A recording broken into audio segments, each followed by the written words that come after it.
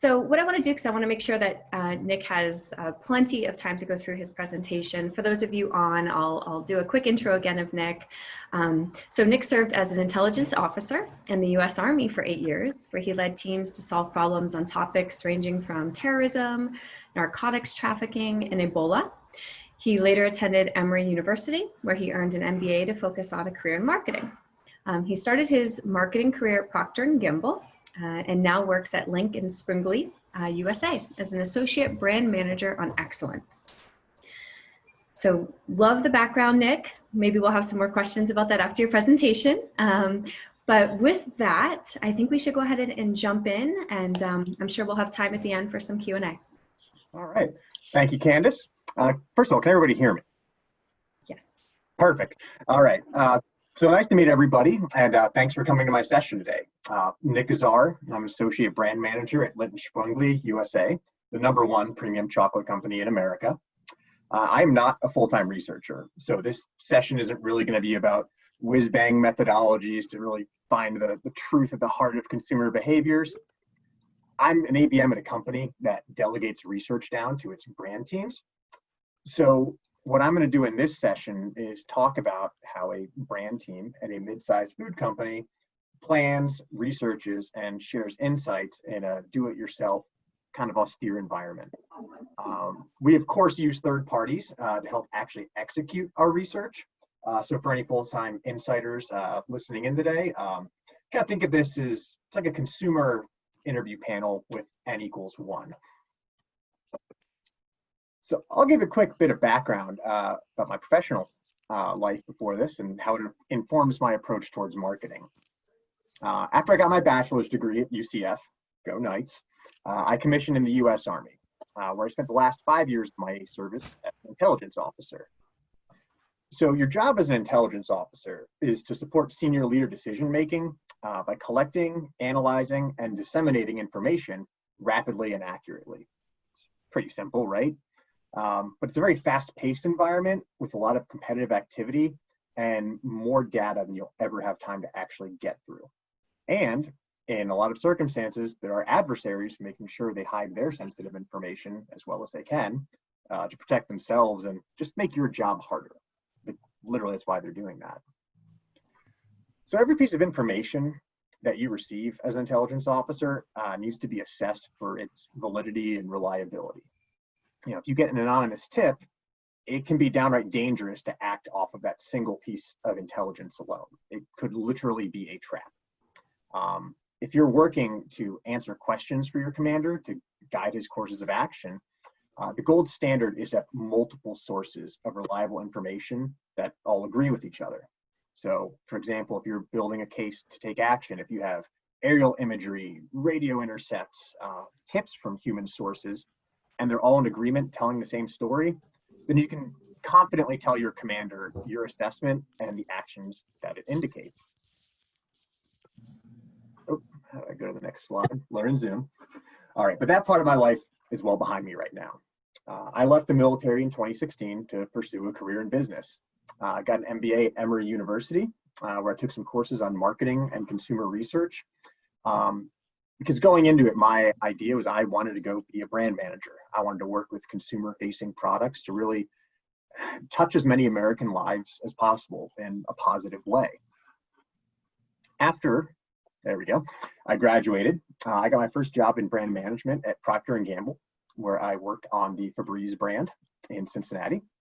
And when I was at P&G, it was really great. I got to be in the presence of some truly great insight professionals who just had incredibly deep knowledge of the best research practices. And I like to think I kind of picked up a bit of that by osmosis just by being in the same room as them and seeing how they did their work. But now I'm an ABM at Lindt & Sprüngli.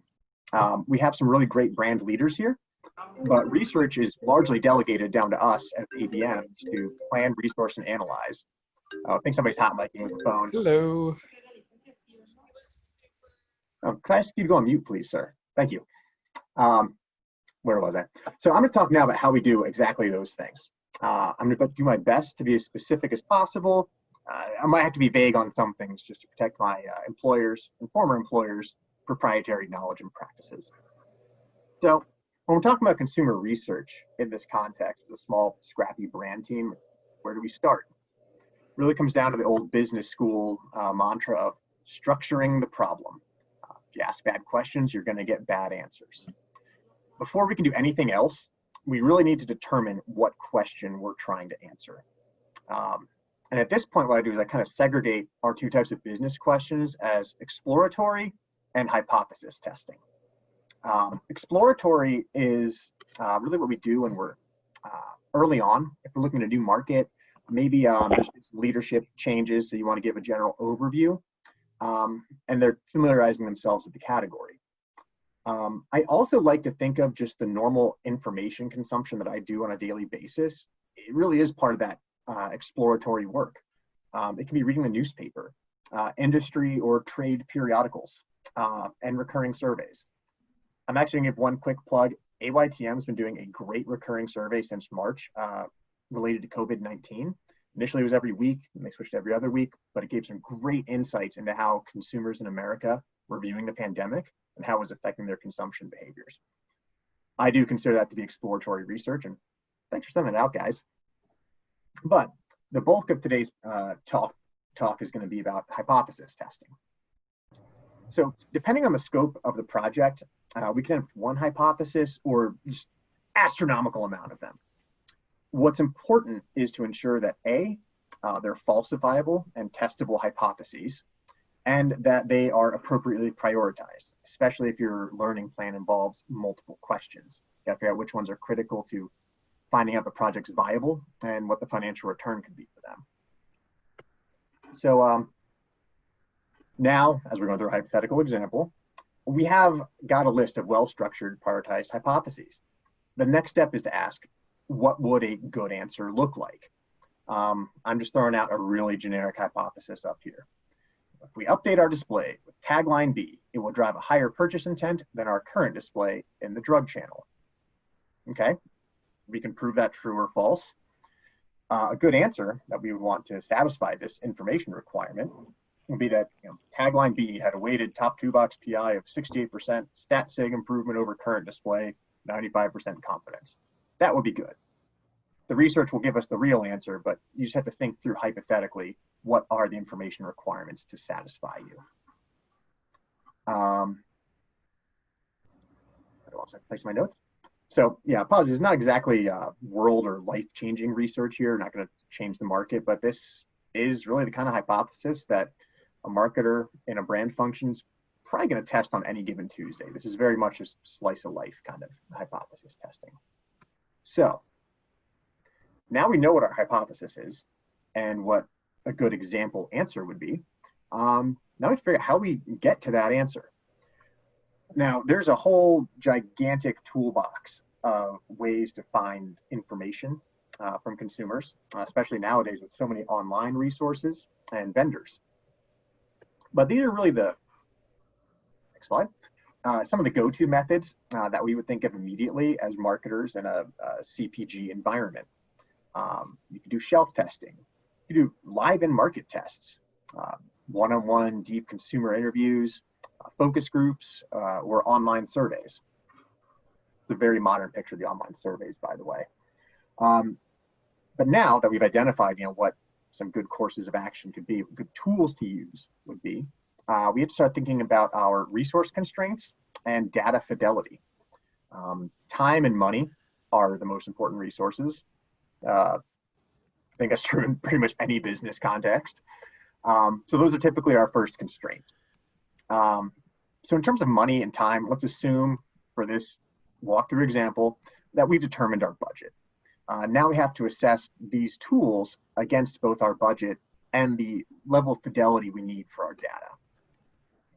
So what I would find from this is that in a market test really would give great fidelity, but it's just going to take up too much time and it could be very expensive. And this is a pretty low cost or low payout piece of research. Shelf testing is going to be even more expensive, and the ROI is just not going to be acceptable for stakes like this.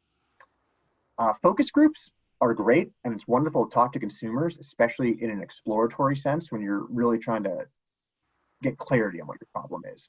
But it's very qualitative, and it's just not going to get to that level of confidence that we would need. And the one-on-one interviews really are just a variation on the same theme. The depth of qualitative data is better, but it's still not going to get us to an answer where we can confidently say, this tagline on this display will move the needle for us. So that leaves us with online surveys. Really, we would choose that for the quick turnaround time, which seems to get shorter every year. Their convenience and relatively low cost compared to the alternatives. So now that we've determined the method, we need somebody to help us to actually do this. We need to find a vendor. So with that said, we go through the same set of checks again. You often, sorry, this is kind of glib here, but when you're first looking at vendors, they do seem very similar until you really start digging in deeper to their capabilities. But you often get what you pay for with research. So we'll get quotes from different vendors who can satisfy our requirements and weigh their pricing versus their capabilities to see what suits the problem at hand. We really need to make sure we have the right tool. You don't put in a finishing nail with a sledgehammer, and you don't break up a sidewalk with a screwdriver. Terrible metaphor.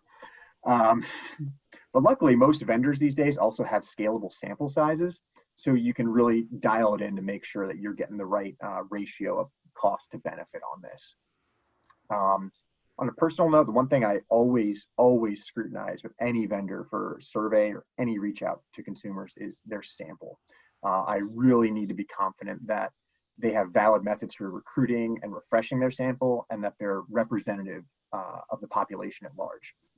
We are a national chocolate brand, so generally we are going to need results that will be representative of the entire US that we could then later filter down to subpopulations if we need. But we really want a representative sample. So now that we've lined that up, we're going to program a survey, pull the trigger, and get it out in the wild.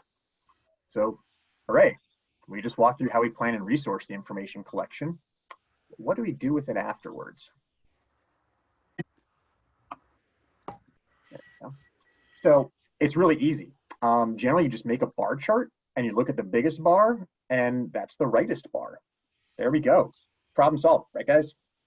Now, I wish it was that easy. We actually do a little more than that at Lindt. What I do is once I get the data, I like to filter it out as appropriate to look at my target population. In this case, for our example, we'd be looking at people who shop at drugstores. So we'd probably have a screener question there. Do you shop at CVS, Rite Aid, Walgreens, etc.? And then we start comparing results and outcomes. And I actually do most of my stat analysis through Excel. Actually, I kid you not, there's a great stat sig testing spreadsheet that SurveyMonkey just distributes for free on its website. It's easy, but lets you really start being able to compare the data for stat sig differences. So once I've done the quant analysis, I put it into a now standardized research debrief. This is really for internal use to share with the other brand teams or other people on our brand. It's kind of a white paper document that forces me to lay out the context, the business question, the results, and most importantly, the indicated actions. What I'm displaying up here with the CIA highlighter is an actual summary I made. I just blacked out any data that would point you to what we're actually researching, so that this is ongoing research. But it's also important too to have this because it forces you to lay out the survey structure and stimuli just to have complete transparency with the business. A lot of the times when you are presenting your findings to seniors, people who are higher up the food chain than you, if they don't like the answer, first thing they'll do is attack your methodology. So you got to make sure it's airtight and that you lay it out clearly how you did it. So at this point, the research, it's complete, it's analyzed. If it's a lower visibility project or just not as big of a size of prize, often this is just where you make the call. You'll see in this case, stimulus A, stat sig better on purchase intent than the other two. That's probably going to be the call. But if it is a bigger problem, that we're trying to solve for the organization, a shift in strategy, a new product line, a shift in our branding or communications. We need to be able to make it into a story that we can convincingly use to explain to the rest of the organization. If I say something like, we found among drugstore shoppers that tagline C had a weighted top $2 purchase intent 20% higher than the next. Even a 98% confidence interval. Walking down with your puppy. Aww. Hey everyone, can I just ask that you please Yeah, if you go on mute, please. all of your, I can mute all, and let's see, Nick, if that'll not mute you. Sure. Thanks. All right.